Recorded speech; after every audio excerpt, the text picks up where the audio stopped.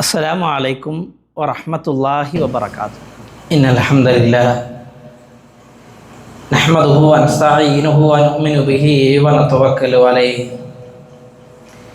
ونعوذ بالله من شرور أنفسنا ومن سيئات أعمالنا. من يهده الله فلا مضل له ومن يضلل فلا هادي له. أشهد أن لا إله إلا الله وحده لا شريك له وأشهد أن محمدا عبده ورسوله أرسله بالهدى ودين الحق ليظهره على الدين كله ولو كره المشركون. اللهم صل على محمد وعلى آل محمد كما صليت على إبراهيم وعلى آل إبراهيم إنك حميد مجيد.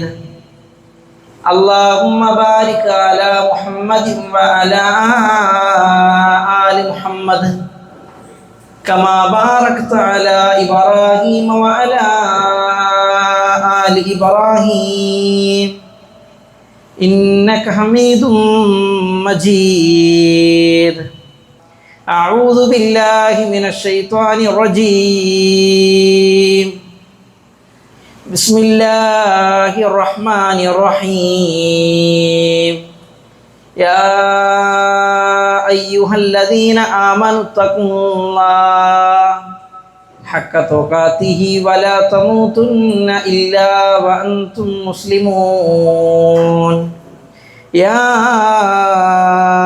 أيها الناس أوصيكم وإياي أولا بتقوى الله. സ്നേഹം നിറഞ്ഞ പ്രിയപ്പെട്ട സത്യവിശ്വാസി വിശ്വാസിനികളെ, സഹോദരി സഹോദരന്മാരെ,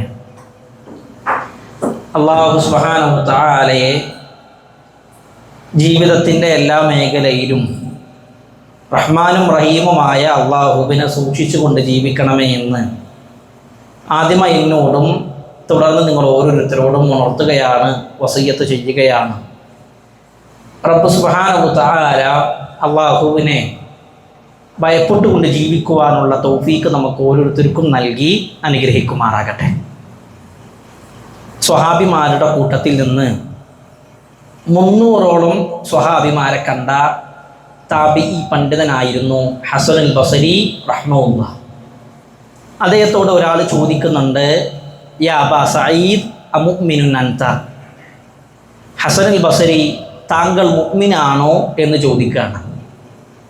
അപ്പോൾ അതിന് പണ്ഡിതൻ തിരിച്ചു കൊടുക്കുന്ന മറുപടി അൽ ഈമാനു ഈമാനാനി, വിശ്വാസ കാര്യങ്ങളെന്ന് പറഞ്ഞാൽ 2 തരത്തിലാണ്. എന്നാൽ അദ്ദേഹം പറയാണ്, നിന്റെ ചോദ്യത്തിൻ്റെ അർത്ഥം അള്ളാഹുവിലും മലക്കിലും വേദഗ്രന്ഥത്തിലും പ്രവാചകന്മാരിലും സ്വർഗനരകവും അള്ളാഹുവിൻ്റെ പരലോകവും വിചാരണയുമാണ് നിന്റെ ചോദ്യത്തിൻ്റെ അർത്ഥമെങ്കിൽ ഞാൻ മുഅ്മിനാണ്. എന്നാൽ നിന്റെ ചോദ്യത്തിൻ്റെ അർത്ഥം, നീ ചോദ്യം കൊണ്ട് ഉദ്ദേശിക്കുന്നത് സൂറത്ത് അൻഫാലിലെ 2-ാമത്തെ ആയത്തായ ഇന്നമൽ മുഅ്മിനൂന അല്ലദീന ഇദാ ദുകിറല്ലാഹു വജിലത് ഖുലൂബുഹും വഇദാ തുലിയത് അലൈഹിം ആയാതുഹു സാദതുഹും ഈമാനാ. ആ രൂപത്തിലുള്ള മുഅ്മിനാണോ ഞാൻ എന്നാണെങ്കിൽ അല്ലാഹു ആലം, എനിക്കറിയില്ല എന്നുള്ളതാണ്. അതോ സൂറത്ത് അൻഫാലിൻ്റെ 2-ാമത്തെ ആയത്തിൽ അല്ലാഹു പറയാണ്, മുഅ്മിനുകളായ ആളുകളുടെ പ്രത്യേകത അവർക്ക് അല്ലാഹുവിൻ്റെ ആയത്തുകൾ ഓതി കേൾപ്പിക്കപ്പെട്ടാൽ അവർക്ക് ഈമാൻ വർദ്ധിക്കും. അള്ളാഹുവെ പറ്റി പറയുകയാണെങ്കിൽ അവരുടെ ഹൃദയങ്ങൾ നടുങ്ങുമെന്നുള്ളതാണ്. അപ്പം അങ്ങനെയുള്ളൊരു മുഅ്മിനാണോ ഞാൻ എന്നാണ് നിന്റെ ചോദ്യത്തിൻ്റെ അർത്ഥമെങ്കിൽ അല്ലാഹു ആലം, എനിക്കറിയില്ല ഞാൻ മുഅ്മിനാണോ എന്നുള്ളത്. നമ്മൾ ഓരോരുത്തരും ആലോചിക്കണം, സൂറത്ത് അൻഫാലിൻ്റെ 2-ാമത്തെ ആയത്തിലൂടെ പഠിപ്പിച്ച ആ രൂപത്തിൽ ഒരു മുഅ്മിനാകാൻ നമുക്ക് കഴിയുന്നുണ്ടോ? അള്ളാഹുവിനെ കുറിച്ച് പറയുമ്പോൾ നമ്മുടെ ഹൃദയങ്ങൾ നടുങ്ങുന്നുണ്ടോ? അള്ളാഹുവിൻ്റെ ആയത്തുകൾ ഓതി കേൾപ്പിക്കുമ്പോൾ ഈമാനികമായ ഒരാവേശം നമുക്കുണ്ടാകുന്നുണ്ടോ? അള്ളാഹു തൗഫീക്ക് നൽകി അനുഗ്രഹിക്കുമാറാകട്ടെ. അതിനുകൊണ്ട് പ്രിയപ്പെട്ടവരെ, നാം ഈമാൻ ഉള്ളവരാണോ എന്നുള്ളതാണ് ഒരു വിശ്വാസി ഏറ്റവും കൂടുതൽ ചിന്തിക്കേണ്ട വിഷയം. പറയുന്ന എൻ്റെയും കേൾക്കുന്ന നിങ്ങളുടെയും ജീവിതത്തിൽ ഈമാൻ ഉണ്ടോ എന്ന് പരിശോധിക്കാൻ ഉലമാക്കളായ ആളുകൾ ചില അടയാളങ്ങൾ പറഞ്ഞു തന്നിട്ടുണ്ട്. അതിൽ ഏറ്റവും പ്രധാനപ്പെട്ട ചില അടയാളങ്ങൾ മാത്രമാണ് ഞാൻ ഇന്ന് എൻ്റെ ക്ലാസ്സിൽ സൂചിപ്പിക്കാൻ ഉദ്ദേശിക്കുന്നത്. ഒരു മനുഷ്യൻ്റെ ജീവിതത്തിൽ അയാളിൽ ഈമാൻ ഉണ്ടോ എന്ന് പരിശോധിക്കാൻ ശ്രദ്ധിക്കേണ്ട ഒന്നാമത്തെ അടയാളം ഉലമാക്കളായ ആളുകൾ പറഞ്ഞു, കസ്റത്തു ദിക്രില്ല, ധാരാളമായി കൊണ്ട് അള്ളാഹുവിനെ ഓർക്കുക. എപ്പോഴും അള്ളാഹിനെ കുറിച്ച് ഓർക്കുന്ന ഒരു മനസ്സിൻ്റെ ഉടമയാണെങ്കിൽ അതിനർത്ഥം അവനിൽ ഈമാൻ ഉണ്ട് എന്നുള്ളതാണ്. ഒരാൾക്ക് മറ്റൊരാളുടെ ശക്തമായ സ്നേഹമുണ്ടെങ്കിൽ അയാൾ എപ്പോഴും ആ വ്യക്തിയെക്കുറിച്ച് ആലോചിക്കും. ഇപ്പം എനിക്ക് എൻ്റെ ഭാര്യയെ ഏറ്റവും സ്നേഹമുണ്ടെങ്കിൽ, എൻ്റെ മക്കളോട് ഏറ്റവും കൂടുതൽ സ്നേഹമുണ്ടെങ്കിൽ, എൻ്റെ മാതാപിതാക്കളോട് എനിക്ക് ഇഷ്ടമുണ്ടെങ്കിൽ ഞാൻ അവരെക്കുറിച്ച് എപ്പോഴും ആലോചിക്കും. അത് മനുഷ്യ പ്രകൃതാണ്. അതേപോലെ തന്നെയാണ് ഒരാൾക്ക് അള്ളാഹുവിനോട് ഏറ്റവും കൂടുതൽ സ്നേഹമുണ്ടെങ്കിൽ അവൻ്റെ ചിന്ത മുഴുവനും അള്ളാഹുവിനെ കുറിച്ചിട്ടായിരിക്കും. ഒരു വിശ്വാസി അവൻ്റെ ജീവിതത്തിൽ ഏറ്റവും കൂടുതൽ സ്നേഹിക്കേണ്ടത് അള്ളാഹുവിനെയാണ്. 2-ാം അധ്യായം സൂറത്ത് ബഖറയുടെ 165-ാമത്തെ ആയത്തിൽ അള്ളാഹു പറയാണ്, വല്ലദീന ആമനു അശദ്ദു ഹുബ്ബൻ ലില്ലാഹ്. സത്യവിശ്വാസികളായ ആളുകൾ ഏറ്റവും അതിശക്തമായി അള്ളാഹുവിനോട് സ്നേഹമുള്ളവരാണ് എന്നുള്ളതാണ്. അവൻ്റെ ഹൃദയത്തിൽ മുഴുവനും അള്ളാഹു ആണെങ്കിൽ പള്ളിയിലേക്ക് കയറുമ്പോൾ ചൊല്ലേണ്ട ദിക്ർ അവൻ മറക്കൂല. അവൻ്റെ ഹൃദയത്തിൽ അള്ളാഹുവിനെ കുറിച്ചുള്ള ചിന്തയുണ്ടെങ്കിൽ വാഹനത്തിൽ കയറുമ്പോൾ ചൊല്ലേണ്ട പ്രാർത്ഥന അവൻ മറക്കൂല. അതാണ് നാസൂർ സാദ് റഹ്മത്തുള്ളാഹി പറയുന്നത്, ഒരു മനുഷ്യൻ്റെ നാവിൽ ദിക്ർ വരണമെങ്കിൽ അവൻ്റെ ഹൃദയത്തിൽ അള്ളാഹു ഉണ്ടാകണം. അള്ളാഹു സുബ്ഹാനഹു വ തആല പറയുന്ന എനിക്കും കേൾക്കുന്ന നിങ്ങൾക്കും അതിന് തൗഫീഖ് നൽകി അനുഗ്രഹിക്കുമാറാകട്ടെ. ഇബ്നു ഖയ്യിം റഹ്മത്തുള്ളാഹി പറയാണ്, ഇബ്നു തൈമിയ റഹ്മത്തുള്ളാഹി പറഞ്ഞിട്ടുണ്ട്, അദ്ദിക്റു ലിൽ ഖൽബി മിസ്ലു മാഇ ലിസ്സമഖി. ദിക്റിന്റെ പ്രാധാന്യം എന്ന് പറഞ്ഞാൽ മത്സ്യത്തിന് വെള്ളം എത്രത്തോളം അത്യാവശ്യമുണ്ടോ അതേപോലെയാണ് മനുഷ്യന്മാർക്ക് ദിക്ർ എന്ന് പറഞ്ഞാൽ. മനുഷ്യന്മാർക്ക് ദിക്ർ എത്രത്തോളം അത്യാവശ്യമാണ്, മത്സ്യത്തിന് വെള്ളം എത്രത്തോളം അത്യാവശ്യമുണ്ടോ അതേപോലെയാണ്. ഫകൈഫ യകൂനു ഹാലു സമഖി ഇദാ ഫാറഖൽ മാ. വെള്ളത്തിൽ നിന്ന് പുറത്തേക്ക് ചാടിയ മത്സ്യത്തിൻ്റെ അവസ്ഥ എന്താണ്? ഇതേപോലെയാണ് ദിക്റില്ലാത്ത മനുഷ്യൻ എന്ന് പറഞ്ഞാൽ. ഇതേപോലെയാണ് ദിക്റില്ലാത്ത മനുഷ്യൻ എന്ന് പറഞ്ഞാൽ. ഒരു മനുഷ്യൻ്റെ ജീവിതത്തിൽ ഒഴിച്ചുകൂടാൻ കഴിയാത്ത ഒന്നാണ് ദിക്ർ എന്ന് പറഞ്ഞാൽ. അള്ളാഹിൻ്റെ റസൂൽ സല്ലല്ലാഹു അലൈഹി വസല്ലമ ദിക്ർ ചൊല്ലുന്നവനെയും ദിക്ർ ചൊല്ലാത്തവനെയും ഉപമിച്ചത് എങ്ങനെയാണെന്നറിയോ? റസൂലുള്ളാഹി സല്ലല്ലാഹു അലൈഹി വസല്ലം പറഞ്ഞതായിക്കൊണ്ട് അബൂ മൂസ അശ്അരി റളിയല്ലാഹു അൻഹു നിവേദനം ചെയ്യുന്ന ഇമാം ബുഖാരി റഹ്മത്തുള്ളാഹി റിപ്പോർട്ട് ചെയ്യുന്ന ഹദീസിൽ കാണാൻ കഴിയും, മസലുൽ ലദീ യസ്കുറു റബ്ബഹു വല്ലദീ ലാ യസ്കുറു റബ്ബഹു മിസ്ലു ഹയ്യിൽ മയ്യിത്ത്. ദിക്ർ ചൊല്ലുന്നവൻ ജീവനുള്ള ശരീരത്തെ പോലെയാണ്. ദിക്ർ ചൊല്ലാത്തവൻ എന്ന് പറഞ്ഞാൽ ഒരു മരിച്ച മയ്യത്തിനെ പോലെയാണ്. ഈ ഹദീസ് വിശദീകരിക്കുമ്പോൾ മുഹദ്ദിസുകളായ ആളുകൾ പറയാണ്, ഒരു മനുഷ്യൻ്റെ ജീവിതത്തിൽ ദിക്ർ ഉണ്ടെങ്കിൽ അവൻ്റെ ഹൃദയത്തിൽ അള്ളാഹു ജീവൻ ഉണ്ടാക്കി കൊടുക്കും. അതേപോലെ തന്നെ അവൻ്റെ ജീവിതത്തിൽ ആ ദിക്ർ കൊണ്ട് വലിയ രൂപത്തിലുള്ള സ്വാധീനങ്ങൾ ഉണ്ടാകും. ഈ ഹലോകത്തും പരലോകത്തും ഒരുപാട് ഉപകാരങ്ങൾ അയാൾക്ക് ലഭിക്കും. എന്നാൽ ദിക്ർ ചൊല്ലാത്തവനെന്ന് പറഞ്ഞാൽ ഫഹുവ കൽ ജീഫ, ഒരു മരിച്ച ജഡത്തെ പോലെയാണ്. ദിക്ർ ചൊല്ലാത്തവനെന്ന് പറഞ്ഞാൽ മരിച്ച ഒരു ജഡത്തെ പോലെയാണ്. എന്നിട്ട് മുഹദ്ദിസുകൾ പറയാണ്, അവനിൽ ഒരു ഖൈറും ഉണ്ടാകില്ല, ഒരു നന്മയും അവനിൽ ഉണ്ടാകില്ല, ഒരാളും ആ മനുഷ്യരിലേക്ക് അടുക്കൂല. നമ്മൾ ഈ 2 വിഭാഗത്തിൽ ഏതിലാണ്? ദിക്ർ ചൊല്ലുന്നവനാണോ ദിക്ർ ചൊല്ലാത്തവരാണോ എന്നുള്ളതാണ് ഒരു വിശ്വാസി ആലോചിക്കേണ്ടത്. അള്ളാഹു യഹ്യാ നബി അലൈഹിസ്സലാത്തു വസ്സലാമിന് 5 വസിയ്യത്തുകൾ നൽകുന്നുണ്ട്. യഹ്യാ നബി പറയാണ്, അള്ളാഹു എന്നെ 5 കാര്യങ്ങൾ പഠിപ്പിച്ചു. അവ്വലുഹുന്ന, ഒന്നാമത്തെ വിഷയം എന്താണെന്നറിയോ? അൻ തഅ്ബുദുല്ലാഹ വലാ തുശ്രികൂ ബിഹി ശൈആ. അള്ളാഹുവിനെ മാത്രം ആരാധിക്കണം, അള്ളാഹു യാതൊന്നിനെയും പങ്കു ചേർക്കരുത്. രണ്ടാമതായിട്ട് അള്ളാഹു പഠിപ്പിക്കാണ് അമുറുക്കും ബിസ്സലാത്ത്, നിസ്കാരത്തെ കുറിച്ച് എനിക്ക് വസിയത്ത് നൽകി. മൂന്നാമത് പറഞ്ഞു സിയാം, നോമ്പിനെ കുറിച്ച്. നാലാമത് പറഞ്ഞു സ്വതക്കയെ കുറിച്ച് അള്ളാഹു എനിക്ക് വസിയത്ത് നൽകി. 5-ാമത്തതാണ് നമ്മുടെ വിഷയം. 5-ാമത് അള്ളാഹു പറയാണ് വഅമുറുക്കും അൻ തദ്കുറുല്ലാഹ്, അള്ളാഹുവിനെ ധാരാളമായിട്ട് ഓർക്കണം. അള്ളാഹുവിനെ ഓർക്കുന്ന ദിക്ർ ചൊല്ലുന്ന മനുഷ്യൻ്റെ ഉപമ എന്താണെന്നറിയോ? അതും ഹദീസിൽ കാണാൻ കഴിയും. ഫഇന്ന മിസ്ല ദാലിക കമസലി റജുലിൻ ഖറജൽ അദു ഫി അദരിഹി സിറാഅൻ. ദിക്ർ ചൊല്ലുന്ന മനുഷ്യന്റെ ഉപമ എന്ന് പറഞ്ഞാൽ, ഒരാള് ഒരു മനുഷ്യനെ ഒരു പറ്റം ശത്രുക്കളായ ആളുകൾ പിടിക്കാൻ പോവുകയാണ്. ആ പിടിക്കാൻ വരുന്ന സമയത്ത് ഇങ്ങനെ സിറാഅൻ വളരെ വേഗത്തിലാണ് ഇയാൾ ഓടുക. പുറകിൽ ശത്രുക്കളായ ആളുകൾ വരുന്ന സമയത്ത് ഈ മനുഷ്യൻ എന്ത് ചെയ്യാണ്? വേഗം ഓടിപ്പോവുകയാണ്. എന്നിട്ട് ഹത്താ ഇദാ അതാ അലാ ഹിസ്നിൻ ഹസീൻ, ഒരു കോട്ടക്കുള്ളിലേക്ക്, ഒരു കെട്ടിടത്തിൻ്റെ ഉള്ളിലേക്ക് ഇയാൾ കയറി ആ വാതിൽ ഭദ്രമാക്കി അടച്ചു. ഒരാൾക്കും അതിൻ്റെ ഉള്ളിലേക്ക് കയറി വരാൻ കഴിയാത്ത രൂപത്തിൽ എല്ലാ വാതിലും അടച്ചു. ഇതേപോലെയാണ് ദിക്ർ ചൊല്ലുന്നവൻ്റെ അവസ്ഥ എന്ന് പറഞ്ഞാൽ. ദിക്ർ ശീലമാക്കിയവനെ ഒരിക്കലും പിശാച് കീഴ്പ്പെടുത്താൻ കഴിയില്ല. അള്ളാഹു തൗഫീഖ് നൽകി അനുഗ്രഹിക്കുമാറാകട്ടെ. അതുകൊണ്ട് പ്രിയപ്പെട്ടവരെ, ഒരു മനുഷ്യൻ്റെ ജീവിതത്തിൽ നിർബന്ധമായിട്ടും ഉണ്ടാകേണ്ട, അവന് ഈമാനുണ്ടോ എന്ന് പരിശോധിക്കാൻ ഒന്നാമത്തെ അടയാളമായിട്ട് പറഞ്ഞത് ദിക്റാണെങ്കിൽ, റസൂലുള്ളാഹി സ്വല്ലല്ലാഹു അലൈഹി വസല്ലം പറയാണ്, സബഖൽ മുഫദ്ദിദൂൻ, മുഫദ്ദിദീങ്ങളായ ആളുകൾ മുൻകടന്നു. സ്വഹാബത്തിൻ്റെ ചോദ്യം, വമൽ മുഫദ്ദിദൂന യാ റസൂലല്ലാഹ്, അള്ളാഹിൻ്റെ റസൂൽ, ആരാണ് മുഫദ്ദിദുകളായ ആളുകൾ? നബി സല്ലല്ലാഹു അലൈഹി വസല്ലം പറയാണ്, അസ്സാകിറൂനല്ലാഹ കസീറൻ വസ്സാകിറാത്ത്, ധാരാളം ദിക്ർ ചൊല്ലുന്ന പുരുഷന്മാരും സ്ത്രീകളുമാണ് മുഫദ്ദിദുകളായ ആളുകൾ. ഇതിലെ ഈ മുഫദ്ദിദുകളായ ആളുകളുടെ പദവി പറഞ്ഞപ്പോൾ അതിൻ്റെ ഏറ്റവും ലോ ക്വാളിറ്റി എന്താണെന്നറിയോ? ഒരു മനുഷ്യൻ്റെ ദിക്ർ ചൊല്ലുന്നതിൻ്റെ ഏറ്റവും ലോ ക്വാളിറ്റി ഇമാം സാദി റഹ്മത്തുള്ളാഹി പറയാണ്, ഒരു മനുഷ്യൻ ദിക്ർ ചൊല്ലുന്നവനാണ് എന്ന് മനസ്സിലാക്കാനുള്ള ഏറ്റവും ലോ ക്വാളിറ്റി, ഏറ്റവും താഴ്ന്ന പദവി, അയാൾ എല്ലാ ദിവസവും നിസ്കാരത്തിന് ശേഷമുള്ള അദ്കാറുകൾ ചൊല്ലുക. എല്ലാ ദിവസവും രാവിലെയും വൈകുന്നേരം ചൊല്ലേണ്ട അദ്കാറുകൾ. അതേപോലെ തന്നെ മുസീബത്തുകൾ ബാധിക്കുമ്പോൾ ചൊല്ലാൻ പഠിപ്പിച്ച ദിക്റുകൾ, ആ പ്രാർത്ഥനകൾ ഒരാൾ ചൊല്ലുന്നുണ്ടെങ്കിൽ അതാണ് ദിക്ർ ചൊല്ലുന്നവൻ്റെ ഏറ്റവും ലോ ക്വാളിറ്റി. അതിലെങ്കിലും നമ്മളുണ്ടോ? മുഫദ്ദിദുകളായ ആളുകൾ മുൻകടന്നു എന്ന് പറഞ്ഞപ്പോൾ റസൂലുള്ള പറയാണ്, ധാരാളം ദിക്ർ ചൊല്ലുന്നവരാണ്. അപ്പോൾ ദിക്ർ ചൊല്ലുന്ന വിഷയത്തിൽ ഏറ്റവും ലോ ക്വാളിറ്റി എന്താ? ഇമാം സാദി പറയാണ്, രാവിലെയും വൈകുന്നേരം ചൊല്ലേണ്ട അദ്കാർ സ്വബാഹും മസാഉം ചൊല്ലുക. നമ്മൾ ഇന്ന് എത്ര പേര് ചൊല്ലിയിട്ടുണ്ട്? 5 വഖത്ത് നിസ്കാരത്തിന് ശേഷം അള്ളാഹിൻ്റെ റസൂല് പഠിപ്പിച്ച അദ്കാറുകൾ ചൊല്ലുക. പ്രത്യേകമായിട്ട് മുസീബത്തുകൾ ഉണ്ടാകുമ്പോൾ ചൊല്ലാൻ പഠിപ്പിച്ച അദ്കാറുകൾ ചൊല്ലുക. ഇതാണ് ദിക്ർ ചൊല്ലുന്നവൻ്റെ ഏറ്റവും ലോ ക്വാളിറ്റി. ആ ലോ ക്വാളിറ്റിയിലെങ്കിലും നമ്മളില്ലെങ്കിൽ പിന്നെ നമ്മുടെ അവസ്ഥ എന്തായിരിക്കും? അതുകൊണ്ട് ആ ഒരു വിഷയം വളരെ ഗൗരവത്തിലാണ് ഒരു വിശ്വാസി ആലോചിക്കേണ്ടത്. ഒരിക്കൽ ഇമാം ഹസനുൽ ബസരി റഹ്മത്തുള്ളാഹിയുടെ അരികിലേക്ക് ഒരാൾ വന്നു.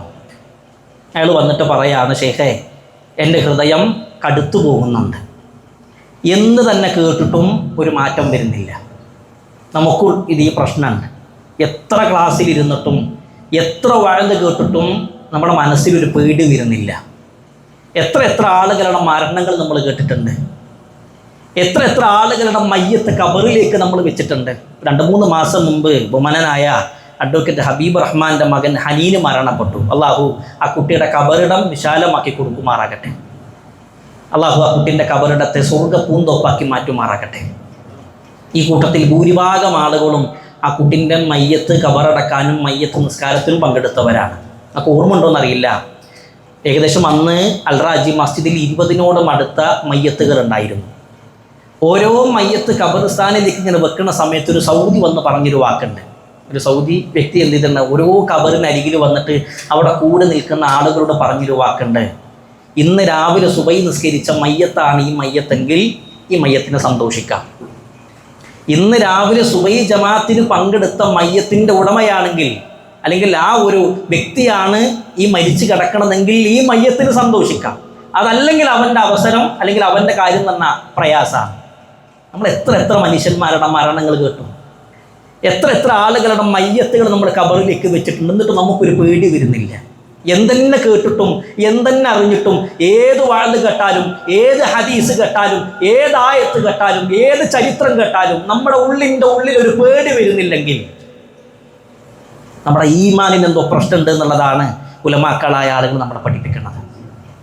അപ്പോൾ ഒരു മനുഷ്യൻ്റെ ജീവിതത്തിൽ അയാളിൽ ഈമാനുണ്ടോ എന്ന് പരിശോധിക്കാൻ ഒന്നാമതായിട്ട് നോക്കേണ്ടത് ധാരാളമായിക്കൊണ്ട് അയാൾ അള്ളാഹുവിനെ ഓർക്കുന്നുണ്ടോ എന്നുള്ളതാണ്. രണ്ടാമതെന്താണെന്നറിയോ?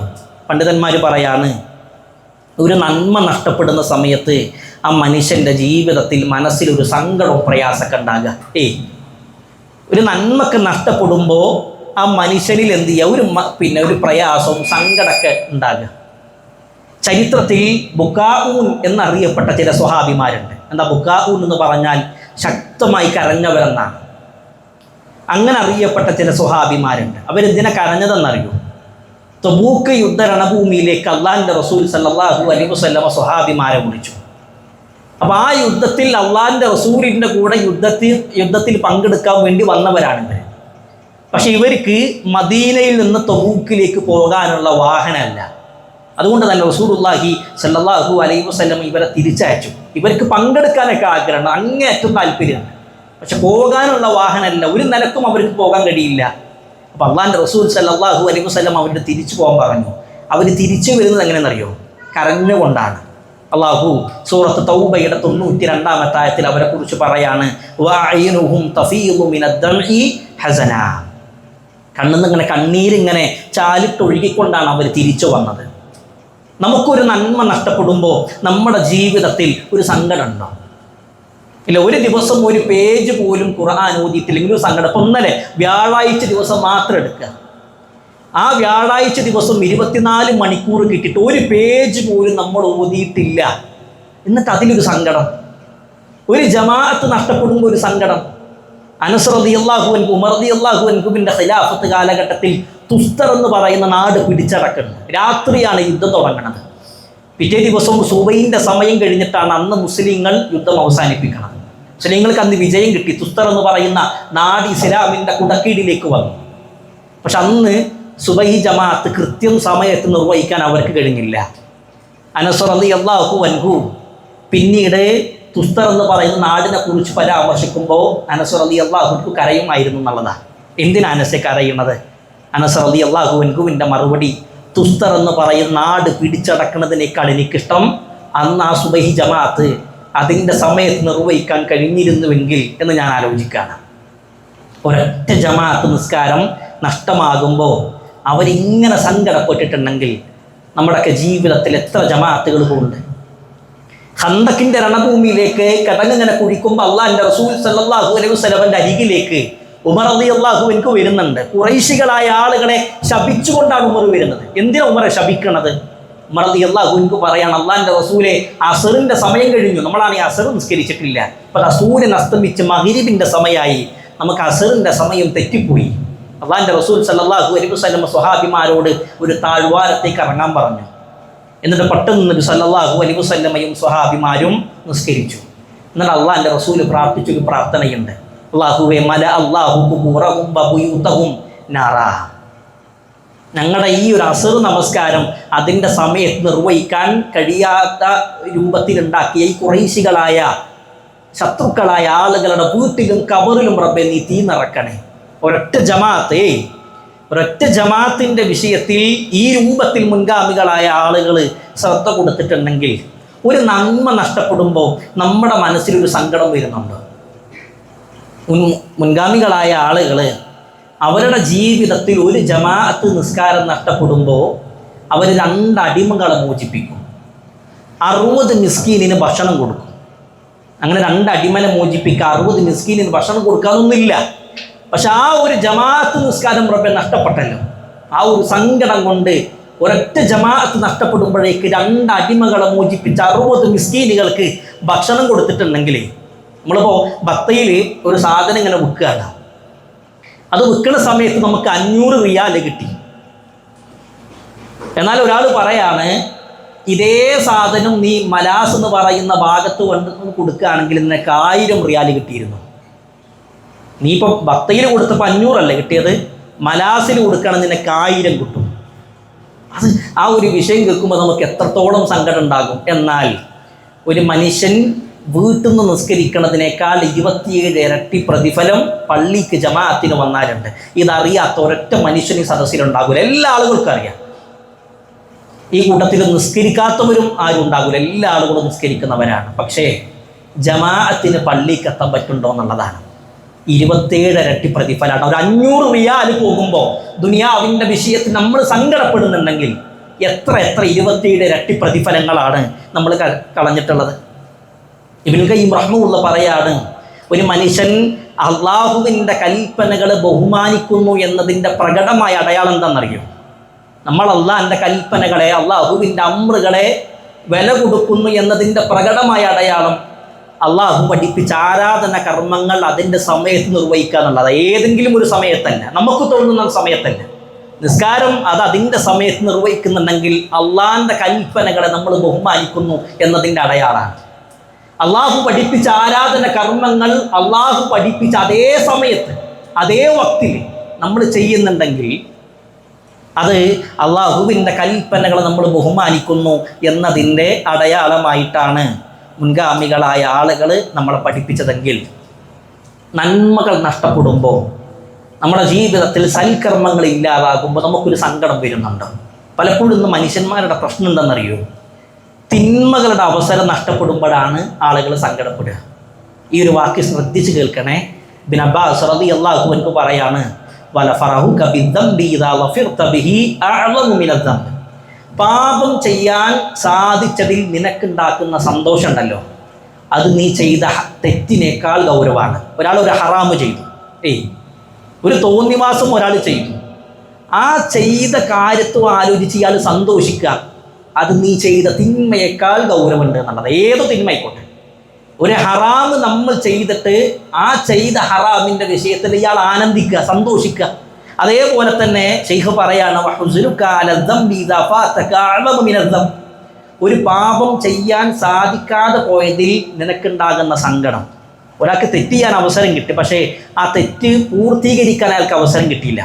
അപ്പം അതിന് സങ്കടം. എന്നാൽ ആ ചാൻസ് പോയല്ലോ, എന്നാൽ ആ അവസരം നഷ്ടപ്പെട്ടല്ലോ, ഞാൻ കുറച്ച് നേരത്തെ പോവുകയാണെങ്കിൽ എനിക്ക് ഹറാമ് ചെയ്യായിരുന്നു.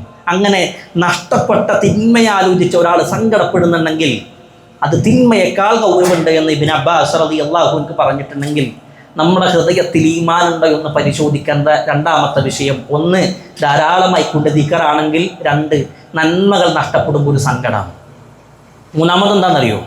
സമയത്തിൻ്റെ വിഷയത്തിൽ ഗൗരവം കൊടുക്കുക. അല്ലെ, നമ്മുടെ സമയം അനാവശ്യമായി കളയുന്നുണ്ടോ എങ്കിൽ നമ്മുടെ ഈമാനിന് എന്തോ പ്രശ്നമുണ്ട്.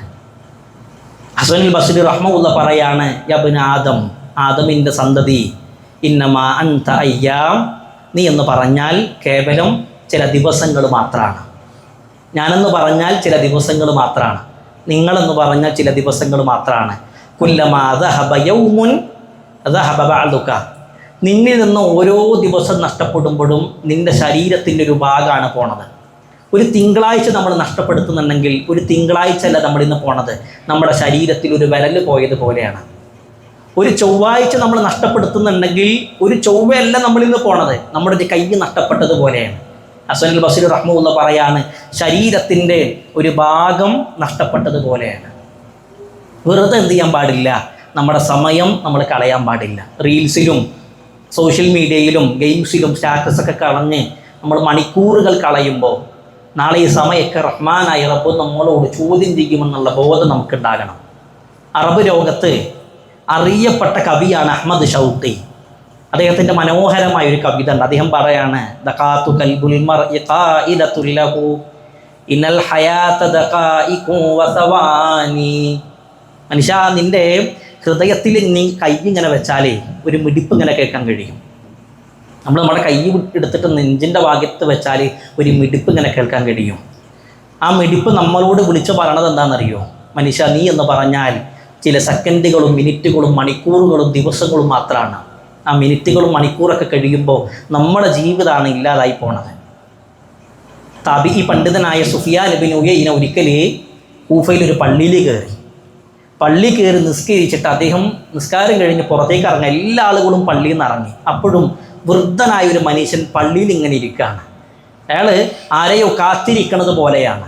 അപ്പോൾ സുഫിയാൻ ഉനയ്യ അദ്ദേഹത്തോട് പോയി ചോദിക്കുകയാണ്, നിങ്ങൾ ആരെയാണ് കാത്തിരിക്കണത്? ആ മനുഷ്യൻ അതിന് കൊടുത്ത മറുപടി, ഞാൻ കാത്തിരിക്കണത് എൻ്റെ മരണത്തെയാണ്. ഞാൻ കാത്തിരിക്കണത് എൻ്റെ മരണത്തെയാണ്. മുന്തു സലാസീന സന, 30 കൊല്ലമായി ഞാൻ എൻ്റെ മരണത്തെ പ്രതീക്ഷിച്ചിരിക്കുകയാണ്. എന്നിട്ട് അയാൾ പറയാണ്, ഞാനിന്ന് മരണപ്പെട്ടാൽ എനിക്ക് ഒരാളോടും കടബാധ്യതയില്ല, എല്ലാ കടങ്ങളും ഞാൻ പൂർത്തീകരിച്ചിട്ടുണ്ട്. ഞാൻ ഇന്ന് മരണപ്പെട്ടാൽ ഞാൻ ചെയ്ത ഒരു തിന്മക്കും ഇനി തൗബ ചെയ്യാൻ ബാക്കിയില്ല. എല്ലാ തിന്മകൾക്കും ഞാൻ തൗബ ചെയ്തിട്ടുണ്ട്. ഞാനുമായിട്ട് ഒരു മനുഷ്യനായിട്ട് യാതൊരു പ്രശ്നവുമില്ല. എല്ലാ വിഷയങ്ങളും ഞാൻ പൊരുത്തപ്പെടിപ്പിച്ചിട്ടുണ്ട്. ഇങ്ങനെ 30 കൊല്ലമായി ഞാൻ എൻ്റെ മരണത്തെ പ്രതീക്ഷിച്ചിരിക്കുകയാണ്. നമുക്ക് പറയാൻ കഴിയുമോ? എൻ്റെ എല്ലാ കടങ്ങളും പൂർത്തീകരിച്ചിട്ടുണ്ട്. എൻ്റെ എല്ലാ തിന്മയിൽ നിന്നും ഞാൻ തൗബ ചെയ്തിട്ടുണ്ട്. എനിക്ക് ഒരാളോടും പ്രശ്നമില്ല. എല്ലാ പ്രശ്നങ്ങളും ഞാൻ ഒത്തുതീർപ്പാക്കിയിട്ടുണ്ട്. വലിയ ഗൗരവത്തിലാണ് മനസ്സിലാക്കേണ്ടത്. മഹാനായ അബൂബക്കർ ബിൻ അയ്യാഷ് താബിഈ പണ്ഡിതൻ പറയാണ്, ഒരു മനുഷ്യൻ അയാളുടെ ജീവിതത്തിൽ നിന്ന് ലൗ സക്കത മിൻകും ദിർഹമുൻ ലവല്ല യൗമുഹു യഖൂലു ഇന്നാ ലില്ലാഹി ദഹബ ദിർഹമി. ഒരാളുടെ കയ്യിൽ നിന്ന് ഒരു പണം നഷ്ടപ്പെട്ടാൽ, ഇപ്പോൾ നമ്മൾ രാവിലെ പത്തയിലേക്ക് ഇറങ്ങിയ സമയത്ത്, രാവിലെ വരുന്ന സമയത്ത് നമ്മുടെ പോക്കറ്റിൽ 500 റിയാൽ ഇട്ടിരുന്നു. വൈകുന്നേരം കുറച്ച് സമയത്തിന് ശേഷം നോക്കിയപ്പോൾ ആ 500 റിയാൽ നഷ്ടമായിട്ടുണ്ട്. അന്ന് വൈകുന്നേരം വരെ ആരൊക്കെ കാണുന്നുണ്ടോ അവരോടൊക്കെ നമ്മൾ പറയും എൻ്റെ 500 റിയാൽ പോയി.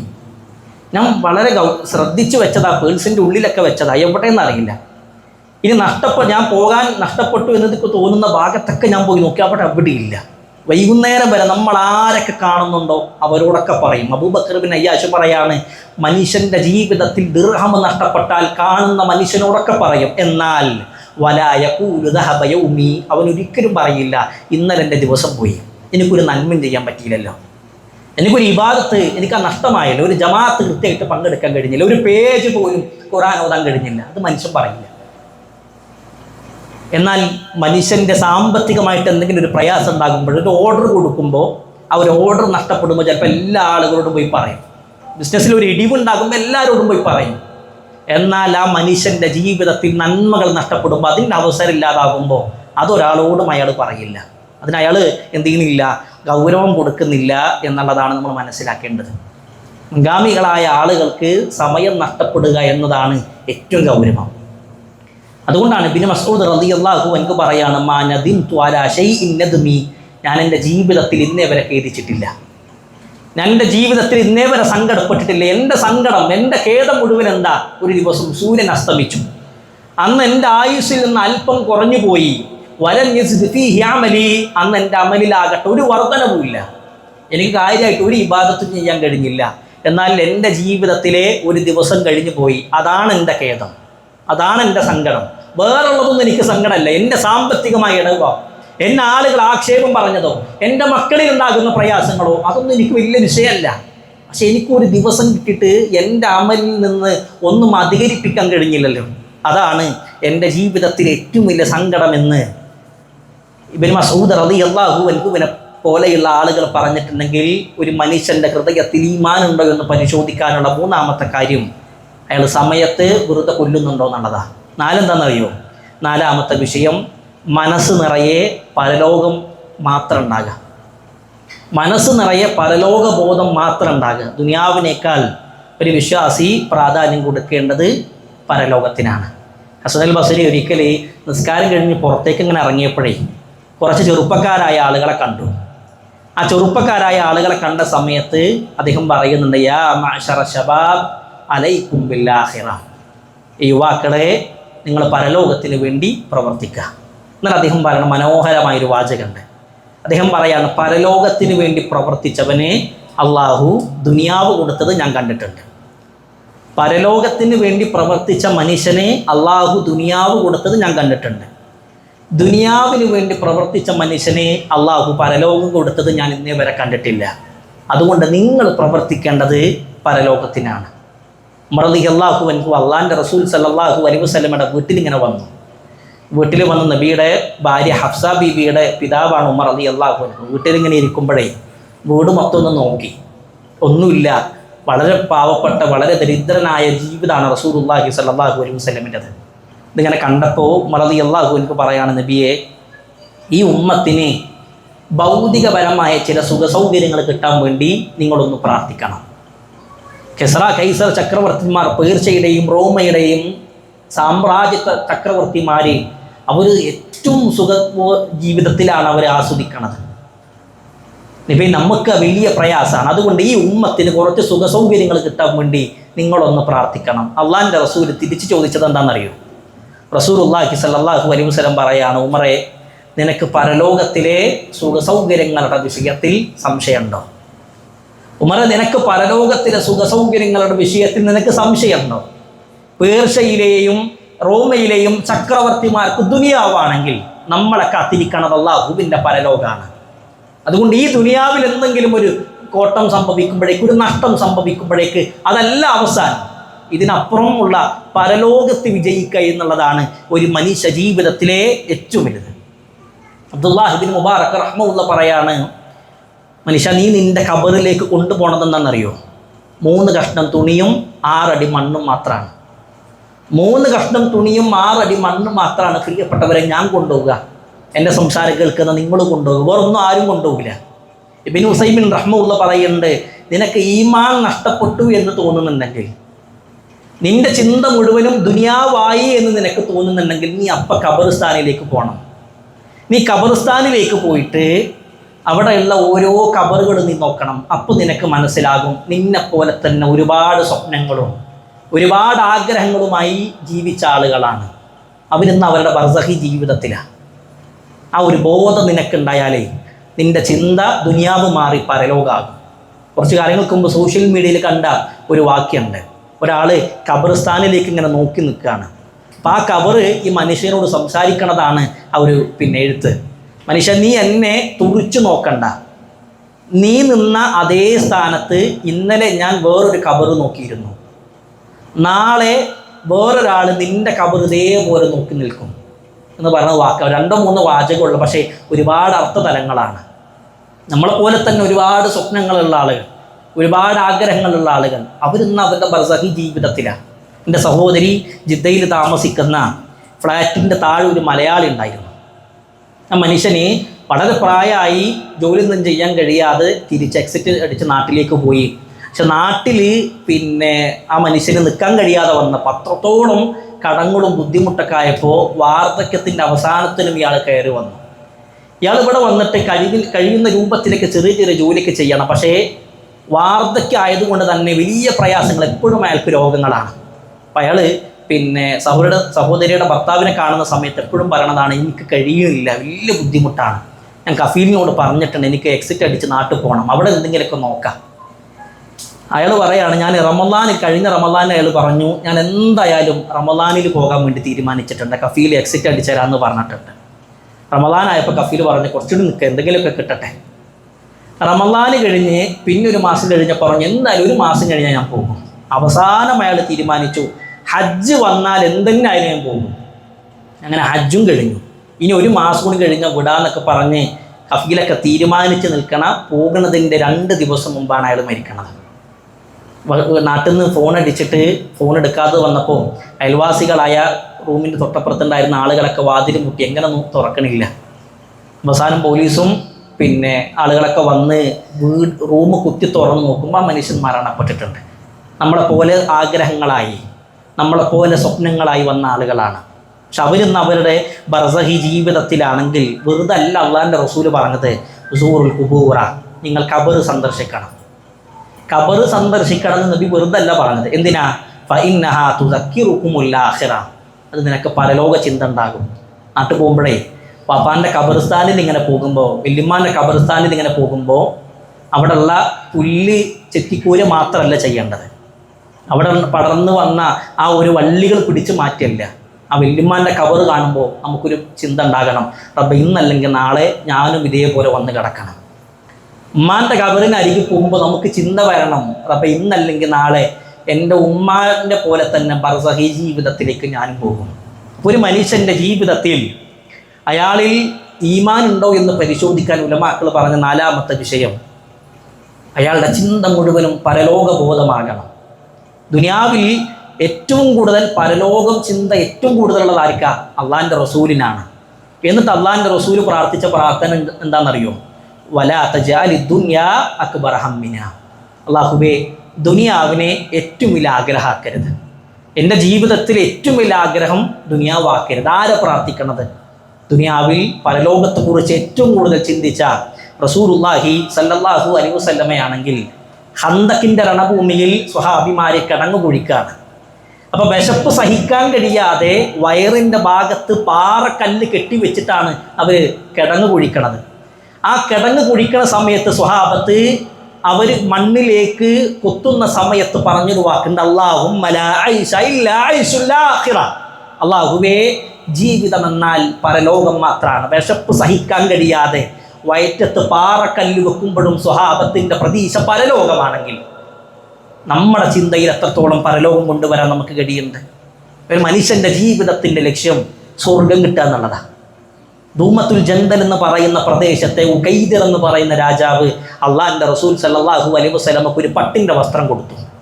ആ പട്ടിൻ്റെ വസ്ത്രത്തിൻ്റെ ഭംഗി കണ്ടിട്ട് സ്വഹാബത്തൊക്കെ ഇങ്ങനെ അത്ഭുതപ്പെട്ടിരിക്കുകയാണ്. ആ പട്ടിൻ്റെ വസ്ത്രം കണ്ട് സ്വഹാബത്തൊക്കെ ഇങ്ങനെ അത്ഭുതപ്പെട്ട് നിൽക്കുമ്പോൾ അള്ളാഹിൻ്റെ റസൂൽ പറയുന്നൊരു വാക്കുണ്ട്, സ്വഹാബ വല്ലദീ നഫ്സ് മുഹമ്മദിൻ ബിയദിഹി, മുഹമ്മദിൻ്റെ നഫ്സ് ആരുടെ കയ്യിലാണോ അവൻ തന്നെയാണ് സത്യം, അഥവാ അള്ളാഹു തന്നെയാണ് സത്യം. ലമനാദീലു സഅദ് ബിൻ മുആദ് ഫിൽ ജന്നതി അഹ്സനു മിൻ ഹാദാ, സ്വർഗത്തിൽ സഅദ് ബിൻ മുആദ് റളിയല്ലാഹു അൻഹുവിന് കിട്ടുന്ന മിന്ദീൽ, എന്താ മിന്ദീൽ എന്ന് പറഞ്ഞാൽ കർച്ചീഫ്, അത് ഇതിനേക്കാൾ സുന്ദരമായിരിക്കും. അല്ലെ, ഒരു മനുഷ്യൻ്റെ ജീവിതത്തിൽ കർച്ചീഫ് എന്തിനാ? അയാളുടെ മുഖത്ത് കൈയും കാലൊക്കെ തുടക്കാനും വിയർപ്പൊക്കെ തുടക്കാനാണ്. ആ ഒരു കർച്ചീഫ് നഷ്ടപ്പെട്ടാൽ നമ്മൾ ആരും അതിന് വലിയ സംഭവം ആക്കൂല. സഅദ് റളിയല്ലാഹു അൻഹുവിന് നാളെ സ്വർഗത്തിൽ കിട്ടുന്ന കർച്ചീഫ് ഉണ്ടല്ലോ, അത് ഈ കാണുന്ന പട്ടിനേക്കാൾ സുന്ദരമാണ്. സ്വർഗമാണ് നമ്മുടെ ലക്ഷ്യം. സ്വർഗത്തിൽ വിജയിക്കുക എന്നുള്ളതാണ് ഒരു മനുഷ്യൻ്റെ ജീവിതത്തിലെ ഏറ്റവും വലിയ ആഗ്രഹം. ദരിദ്രനായ റബീഅ റളിയല്ലാഹു അൻഹു അസ്ഹാബു സുഫയിൽ പെട്ട ആളാണ്, കല്യാണം പോലും കഴിച്ചിട്ടില്ല. അസ്ഹാബു സുഫ എന്ന് പറഞ്ഞാൽ സ്വഹാബിമാരെയും എന്താണോ കഴിച്ചിട്ട് ബാക്കി വീട്ടിൽ വരുന്നത് അതിങ്ങനെ അസ്ഹാബു സുഫയിലെ മദീനത്തെ പള്ളിയിൽ താമസിക്കുന്ന പാവപ്പെട്ട സ്വഹാബിമാർ കൊണ്ടുവന്ന് കൊടുക്കും. അവരിട്ട് പഴകിയ വസ്ത്രങ്ങൾ എന്ത് ചെയ്യും, ഇവർക്ക് വന്ന് കൊണ്ടുപോയി കൊടുക്കും. അങ്ങനെ ദരിദ്രനായ പാവപ്പെട്ട സ്വഹാബിയാണ് റബീഅ. എപ്പോഴും അള്ളാഹിൻ്റെ റസൂലിൻ്റെ വീടിൻ്റെ മുമ്പിൽ ഇങ്ങനെ കാത്തിരിക്കുക. എന്തിനാണെന്നറിയോ? റസൂലുള്ളാഹിക്ക് എന്തെങ്കിലും ഒരു ആവശ്യം ഉണ്ടെങ്കിൽ പൂർത്തീകരിച്ചു കൊടുക്കാൻ വേണ്ടിയിട്ട്. ഒരു ദിവസം റസൂലുള്ളാഹി സ്വല്ലല്ലാഹു അലൈഹി വസല്ലം രാത്രി എണീറ്റ് നിസ്കരിക്കുകയാണ്. അപ്പോൾ നിസ്കരിക്കാൻ വേണ്ടി എണീറ്റപ്പോൾ റസൂലുള്ളാഹിക്ക് വേണ്ട വെള്ളം ആര് കൊണ്ടുവന്ന് കൊടുത്തു? റബീഅ റളിയല്ലാഹു അൻഹുവിന് കൊണ്ടുവന്ന് കൊടുക്കുകയാണ്. അള്ളാഹിൻ്റെ റസൂലിന് വലിയ ഇഷ്ടമായി. അള്ളാഹിൻ്റെ റസൂലിന് അങ്ങേയറ്റം സ്നേഹമായി ഈ സ്വഹാബിനോട്. കാരണം രാത്രി എല്ലാ മനുഷ്യരും ഉറങ്ങണ സമയത്ത് ഹബീബുന റസൂലുള്ളാഹി സ്വല്ലല്ലാഹു അലൈഹി വസല്ലമക്ക് ഖിദ്മത്ത് ചെയ്യണം എന്ന് ആഗ്രഹമായിട്ട് റസൂലുള്ളാഹിൻ്റെ വീടിൻ്റെ വാതിൽക്കൽ ഇങ്ങനെ കാത്തിരിക്കുകയാണ്. ആ വെള്ളം കൊടുത്തപ്പോൾ റസൂൽ എന്ന് ചോദിക്കുകയാണ്, സല്യാ റബിയ, റബിയ നിങ്ങൾ ചോദിക്കണം, നിങ്ങൾക്ക് എന്താ വേണ്ടത്?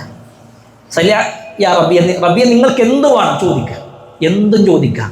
പട്ടിണിയാണ് നബിയെ, ഒരു മെച്ചപ്പെട്ട ജീവിതം കിട്ടണം, അള്ളാഹിനോടൊന്ന് പ്രാർത്ഥിക്കണം, പറഞ്ഞിട്ടില്ല. നബിയെ ഒരുപാട് പ്രായമായി, കല്യാണം കഴിച്ചിട്ടില്ല, നല്ല ഒരു ഭാര്യനെ കിട്ടണം, പറഞ്ഞിട്ടില്ല. ആ സ്വഹാബി പറഞ്ഞത് എന്താണെന്നറിയോ? അസ്അലുക മുറാഫതക ഫിൽ ജന്ന, അള്ളാഹിൻ്റെ റസൂലെ നിങ്ങളുടെ കൂടെ സ്വർഗത്തിലെത്തണം, അത് മതി, വേറൊന്നും വേണ്ട. റസൂലുള്ള വീണ്ടും ചോദിക്കാണ്, വേറെന്താ വേണ്ടത്? ഹുവദാക്, അത് മതി റസൂലെ, സ്വർഗം, നിങ്ങളുടെ കൂടെ സ്വർഗം, അത് മാത്രം മതി, വേറൊന്നും വേണ്ട. അതാണ് സ്വഹാബിമാർ. അവർ പോകാനിരിക്കുന്ന സ്വർഗമാണ് നമ്മളും ആഗ്രഹിക്കണതെങ്കിൽ പ്രിയപ്പെട്ടവരെ, അവരവിടെ നമ്മളെവിടെ എന്നുള്ളത് ആലോചിക്കുക. അവസാനമായിട്ടുള്ളത് മനസ്സിലാക്കേണ്ട ഒരു പോയിന്റ് പറഞ്ഞ് അവസാനിപ്പിക്കുകയാണ്. ഒരു മനുഷ്യൻ്റെ ജീവിതത്തിൽ ഈമാനുണ്ടോ എന്ന് പരിശോധിക്കേണ്ട അവസാനത്തെ പോയിന്റ്, നിസ്കാരത്തിന് ജീവിതത്തിൽ ഒന്നാം സ്ഥാനം നൽകണം. നിസ്കാരത്തിന് ജീവിതത്തിൽ ഒന്നാം സ്ഥാനം നൽകണം. അത് കഴിഞ്ഞിട്ടേ വെറുതുള്ളൂ. ഉമർ റളിയല്ലാഹു അൻഹു തൻ്റെ കീഴിലുള്ള ഗവർണർമാർക്ക് ഒരു കത്ത് എഴുതുന്നുണ്ട്.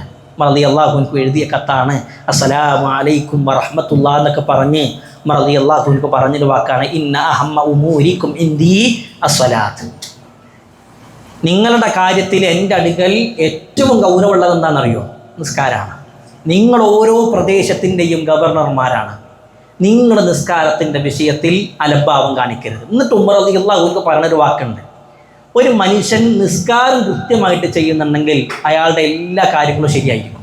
അയാളുടെ രഹസ്യ ജീവിതം ശരിയായിരിക്കും, അയാളുടെ സാമ്പത്തിക മേഖല ശരിയായിരിക്കും, അയാളുടെ ഇടപാടുകൾ ശരിയായിരിക്കും.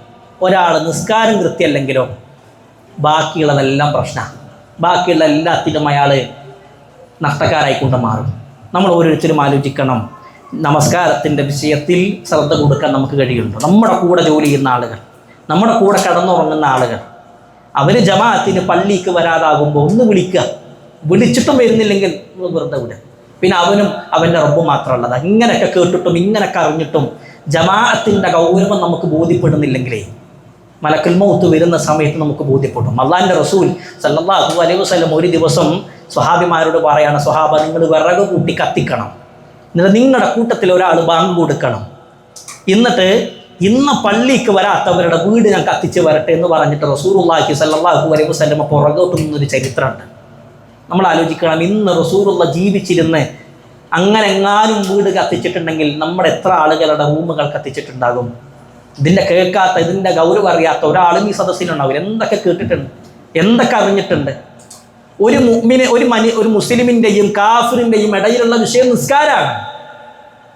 എന്നിട്ടും ഒരു പേടി വരുന്നില്ലെങ്കിൽ, ഇതൊക്കെ കേട്ടിട്ടും ഇതൊക്കെ മനസ്സിലാക്കിയിട്ടും ഒരു ബോധം വരുന്നില്ലെങ്കിൽ നമുക്ക് വരുന്നൊരു ദിവസം വരാനുണ്ട്. ഒരു സഹോദരൻ പറഞ്ഞ മനോഹരമായ ഒരു അനുഭവമുണ്ട്. അയാൾ യാത്രയിലായിരിക്കണ സമയത്ത് ഒരു നാട്ടിലെ പള്ളിയിൽ ഇങ്ങനെ കയറി. അപ്പോൾ ആ നാട്ടിൽ വൃദ്ധനായ ഒരു മനുഷ്യനെ പള്ളിയിൽ ബാങ്ക് കൊടുത്തിട്ട് പള്ളിയിൽ ഇങ്ങനെ ജമാഅത്തിന് വരാത്തവരുടെ നമ്പർ ഇങ്ങനെ നോക്കിയിട്ട് വിളിക്കുകയാണ്, എവിടെ നിസ്കാരത്തിൻ്റെ സമയമായി, പെട്ടെന്ന് വാ. എത്ര മനോഹരമായൊരു ചിത്രമാണ്. നമ്മുടെ കൂടെ ഉറങ്ങുന്ന ആളെ അത് ചിലപ്പോൾ ഉറക്കത്തിൽ പെട്ടതായിരിക്കും, ഒരു 2 തവണ ഒന്ന് വിളിച്ചാൽ മതി. ആ ഒരു ചിന്ത നമുക്ക് ഉണ്ടാകാൻ കഴിയണം പ്രിയപ്പെട്ടവരെ. നമ്മൾ എന്തൊക്കെ പറയണ്ടേ, ദുനിയാവിൻ്റെ എന്തൊക്കെ വിഷയങ്ങൾ സംസാരിക്കണ്ടേ, ജമാഅത്തിന് പള്ളിക്ക് വരാത്തവനോട് എടാ ഈ ഒരു രീതി ശരിയല്ല കേട്ടോ, നിൻ്റെ പരലോകം നഷ്ടമാകും. ഒരു മനുഷ്യൻ്റെ പരലോകത്തൊന്നാമതായി ചോദ്യം ചെയ്യുന്ന വിഷയം നിസ്കാരമാണ്. പറയാൻ കഴിയണില്ലെങ്കിലേ നമ്മുടെ ആത്മബന്ധത്തിൽ എന്തോ പ്രശ്നമുണ്ട് എന്നുള്ളതാണ്. ഭൗതിക വിഷയങ്ങൾക്ക് മാത്രമാകരുത് കൂട്ടുകെട്ട്, ദീനിൻ്റെ പേരിലായിരിക്കണം നമ്മുടെ കൂട്ടുകെട്ട്. റസൂലുള്ളാഹി സ്വല്ലല്ലാഹി അലൈഹി വസല്ലം പറയാണ്, ഇന്നല്ലാഹ തആല യഖൂലു യൗമൽ ഖിയാമ, അല്ലാഹു ഖിയാമത്ത് നാളിൽ വിളിച്ചു പറയുന്നൊരു വാക്കുണ്ട്, ഐനൽ മുതഹാബ്ബൂന ബിജലാലി, എൻ്റെ മാർഗത്തിൽ പരസ്പരം സ്നേഹിച്ച ആളുകൾ അവിടെ, എൻ്റെ മാർഗത്തിൽ പരസ്പരം സ്നേഹിച്ച ആളുകൾ അവിടെ. എന്നിട്ട് അല്ലാഹു പറയാണ്, അവർക്ക് നിൻ്റെ തണലുണ്ട്. ഒരു തണലില്ലാത്ത ദിവസത്തിൽ അവർക്കിൻ്റെ തണലുണ്ട്. എന്തേ? ആർക്ക് കിട്ടണത്? അള്ളാഹിൻ്റെ മാർഗത്തിൽ പരസ്പരം സ്നേഹിച്ചവർക്കാണ്.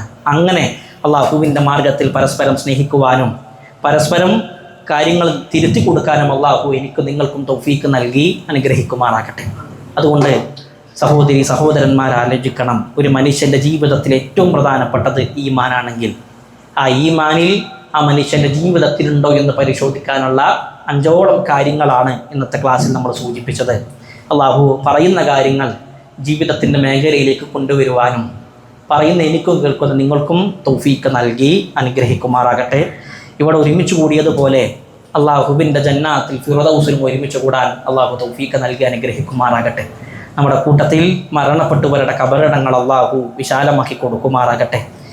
അള്ളാഹു നമ്മുടെ കൂട്ടത്തിൽ മരണപ്പെട്ടു പോയ ആളുകളുടെ കബറിടങ്ങളെ വിശാലമാക്കി അവരുടെ കബറിടങ്ങളെ സ്വർഗ്ഗ പൂന്തോപ്പാക്കി മാറ്റുമാറാകട്ടെ. നാളെ ജന്നാത്തിൽ ഫിർദൗസിലെ റസൂലുള്ളാഹി സ്വല്ലല്ലാഹു അലൈഹി വസല്ലമയുടെ കൂടെ അള്ളാഹുവിനെ കാണുന്ന യഥാർത്ഥ മുത്തഖീങ്ങളിൽ അള്ളാഹു എന്നെയും നിങ്ങളെയും ഉൾപ്പെടുത്തി അനുഗ്രഹിക്കുമാറാകട്ടെ. അല്ലാഹുമ്മ ഇന്നാ നസ്അലുക്കൽ ജന്നത വനഊദു ബിക മിനന്നാർ. അല്ലാഹുമ്മ ഇന്നാ നസ്അലുക്കൽ ജന്നത വനഊദു ബിക മിനന്നാർ. അല്ലാഹുമ്മ ഇന്നാ നസ്അലുക്കൽ ജന്നത വനഊദു ബിക മിനന്നാർ. ആമീൻ ആമീൻ ബിറഹ്മതിക യാ അർഹമർ റഹീമീൻ. വൽഹംദുലില്ലാഹി റബ്ബിൽ ആലമീൻ. അസ്സലാമു അലൈക്കും വറഹ്മത്തുള്ളാഹി വബറകാതുഹു.